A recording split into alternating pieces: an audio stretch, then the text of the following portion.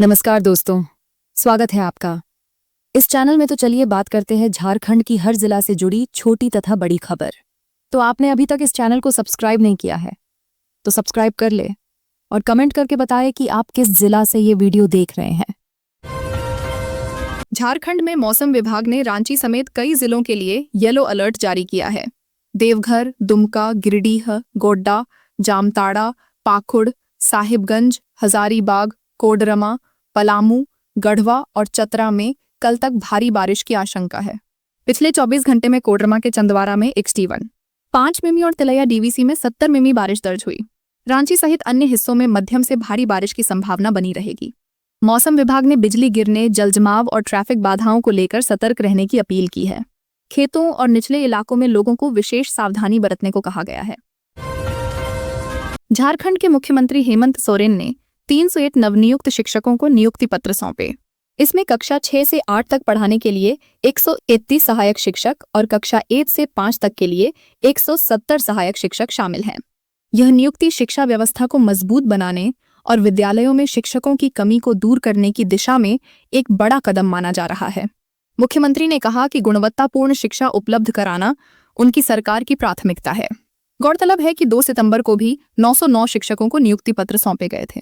इस प्रकार अब तक एक ही महीने में 1210 से अधिक शिक्षकों की बहाली की जा चुकी है। इससे राज्य के ग्रामीण और शहरी दोनों क्षेत्रों के विद्यालयों को सीधा लाभ मिलेगा।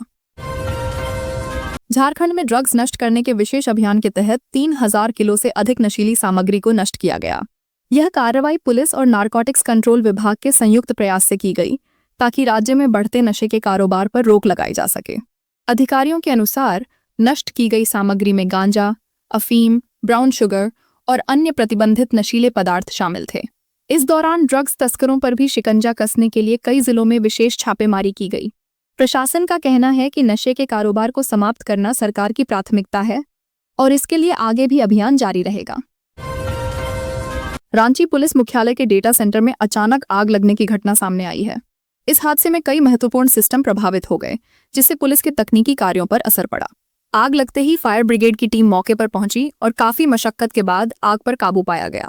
शुरुआती जांच में शॉर्ट सर्किट को आग लगने का संभावित कारण बताया जा रहा है। फिलहाल डेटा रिकवरी और सिस्टम को दोबारा चालू करने की प्रक्रिया शुरू कर दी गई है। पुलिस प्रशासन ने आश्वासन दिया है कि जल्द ही सभी सेवाएं सामान्य कर दी जाएंगी। झारखंड सरकार ने Jharkhand general graduate level combined competitive examination paper leak के आरोपों को सिरे से खारिज कर दिया है। अधिकारियों ने कहा कि परीक्षा पूरी तरह सुरक्षित और पारदर्शी तरीके से कराई गई है तथा लीक से जुड़े दावों में कोई सच्चाई नहीं है। वहीं दूसरी ओर अभ्यर्थी लगातार विरोध कर रहे हैं और निष्पक्ष जांच की मांग कर रहे हैं। कई स्थानों पर छात्रों ने प्रदर्शन करते हुए परीक्षा रद्द कर पुनः आयोजित करने की अपील की।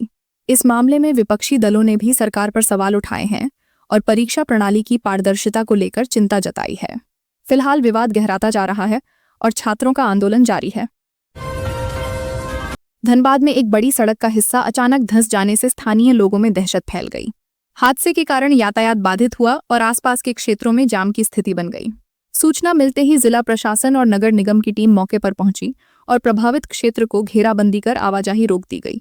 विशेषज्ञों के अनुसार जमीन के नीचे पाइपलाइन लीक या भूमिगत खनन गतिविधि इसकी वजह हो सकती है। फिलहाल प्रशासन ने तत्काल मरम्मत कार्य शुरू करने का आदेश दिया है। अधिकारियों ने आश्वासन दिया है कि कुछ ही दिनों में सड़क को पूरी तरह दुरुस्त कर दिया जाएगा। रांची में एक पुरानी दीवार गिरने की घटना हुई, लेकिन गनीमत रही कि इसमें एक महिला की जान बाल बाल बच गई। घटना के समय महिला दीवार के पास से गुजर रही थी, तभी अचानक दीवार भरभरा कर गिर गई। स्थानीय लोगों ने तुरंत मौके पर पहुंचकर महिला को सुरक्षित स्थान पर हटाया। हादसे में महिला को हल्की चोटें आईं, जिनका इलाज नजदीकी अस्पताल में कराया गया। प्रत्यक्षदर्शियों ने बताया कि दीवार काफी जर्जर स्थिति में थी और लंबे समय से इसकी मरम्मत नहीं हुई थी।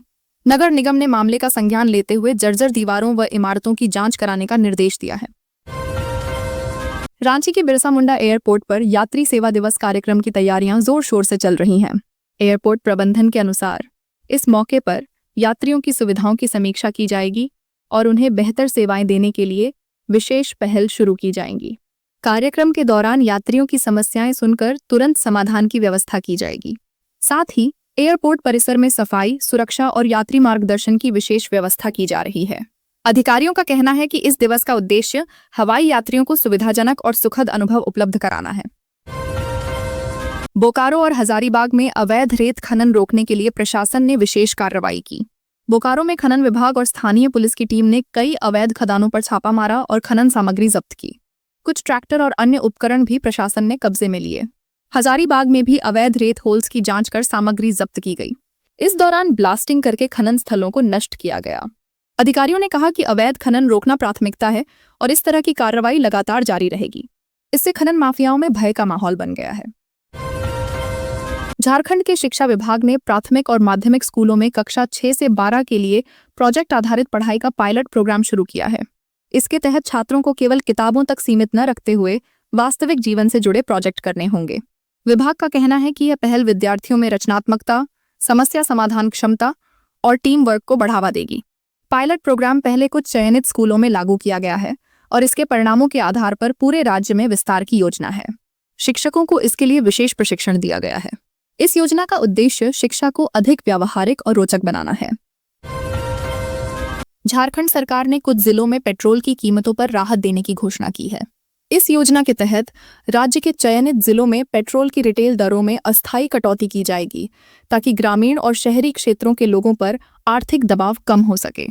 अधिकारियों ने बताया कि राहत योजना प्रादेशिक स्तर पर लागू होगी और इसके लिए जिलेवार मूल्य निर्धारण किया गया है। सरकार ने कहा कि यह कदम ईंधन की बढ़ती कीमतों से जनता को राहत देने के उद्देश्य से उठाया गया है। इसके साथ ही स्थानीय पेट्रोल पंपों को भी इस बदलाव की जानकारी देने का आदेश दिया गया है। योजना का लाभ मुख्यतः नियमित यात्रा करने वाले नागरिकों और व्यावसायिक उपयोगकर्ताओं को मिलेगा। झारखंड के वन विभाग ने अवैध कटान रोकने के लिए विशेष अभियान चलाया। इस दौरान कई क्षेत्रों में निरीक्षण किया गया और अवैध रूप से काटी जा रही लकड़ी को जब्त किया गया। अधिकारियों ने कुछ आरोपियों को पकड़कर उनके खिलाफ कार्रवाई की और उनसे संबंधित उपकरण भी जब्त किए गए। वन विभाग ने कहा कि इस अभियान का उद्देश्य जंगलों की सुरक्षा और वनों के अवैध दोहन को रोकना है। स्थानीय लोगों को भी जागरूक किया गया कि वे अवैध कटान में भाग न लें। भविष्य में ऐसे अभियान लगातार चलाए जाने का आश्वासन दिया गया है। झारखंड सरकार ने होमगार्ड भर्ती का नोटिस जारी कर दिया है और इसके साथ ही आवेदन प्रक्रिया भी शुरू कर दी गई है। इच्छुक उम्मीदवार विभाग की आधिकारिक वेबसाइट के माध्यम से ऑनलाइन आवेदन कर सकते हैं। भर्ती के लिए निर्धारित योग्यता, आयु सीमा और शारीरिक मापदंड ओन की जानकारी नोटिस में विस्तार से दी गई है। आवेदन की अंतिम तिथि तक ही उम्मीदवार आवेदन जमा कर सकेंगे। चयन प्रक्रिया में लिखित परीक्षा, शारीरिक दक्षता परीक्षा और इंटरव्यू शामिल होंगे। अधिकारियों ने सभी आवेदकों से सही जानकारी भरने और निर्धारित नियमों का पालन करने का निर्देश दिया है। हजारीबाग खसमहल भूमि घोटाले में शामिल आईएएस अधिकारी विनय कुमार चौबे को अदालत ने जमानत देने से इनकार कर दिया है। इससे उन्हें फिलहाल जेल में ही रहना होगा। अदालत ने कहा कि मामले में गंभीर आरोप हैं और जांच पूरी होने तक आरोपी को रिमांड में रखना आवश्यक है। अधिकारियों के अनुसार मामले की जांच अभी भी जारी है और अन्य संदिग्धों के बयान लिए जा रहे हैं। इस फैसले से भ्रष्टाचार और सरकारी संपत्ति के दुरुपयोग के मामलों में सख्त संदेश गया है। अदालत ने स्पष्ट किया कि किसी भी तरह की विशेष छूट नहीं दी जाएगी और नियमों के अनुसार कार्रवाई की जाएगी। रांची धनबाद एक्सप्रेसवे परियोजना में निर्माण कार्य तेजी से आगे बढ़ रहा है। परियोजना के तहत सड़क निर्माण, पुल और फ्लाईओवर का काम निर्धारित समय सीमा के अनुसार चल रहा है। अधिकारियों ने बताया कि मुख्य मार्ग पर मिट्टी भराई, असफाल्ट डालने और पुलों के स्तंभ निर्माण में प्रगति हुई है। इस परियोजना के पूरा होने से रांची और धनबाद के बीच यात्रा समय में काफी कमी आएगी और व्यापार व परिवहन के लिए सुविधा बढ़ेगी।